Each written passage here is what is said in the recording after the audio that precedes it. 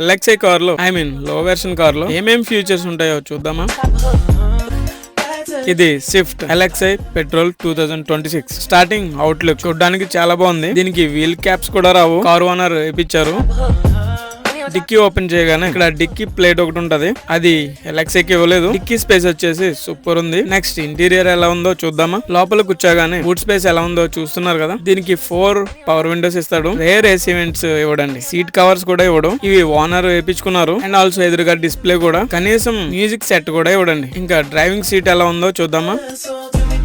ఇది manual gear, petrol 3 cylinder engine అన్నమాట. Cup holders, charger socket, ఒకటే చార్జర్ సాకెట్ ఉంది. ఏసీ ఆపరేటింగ్ సిస్టమ్ EXL ఇచ్చినట్టే ఇచ్చాడు. స్టీరింగ్ మొత్తం నార్మల్ ఉంది. ఆల్సో డాష్ బోర్డ్ కూడా చాలా ప్లెయిన్ గా ఉందండి. ఎల్ఎక్స్ఐ లో 6 ఎయిర్ బ్యాగ్స్ ఇవ్వడం చాలా great thing. Side mirror adjustment manual గా చేసుకోవాల్సిందే. మరి స్విఫ్ట్ ఎల్ఎక్స్ఐ మీద మీ ఒపీనియన్ ఏంటి? అండ్ వెళ్లే ముందు మీ అందరికి ఒక క్వశ్చన్, ఎల్ఎక్స్ఐ తీసుకుని VXI గా కన్వర్ట్ చేసుకోవడం లేదా VXI నే తీసుకోవడం, ఈ రెండింటిలో ఏది బెటర్ అంటారు?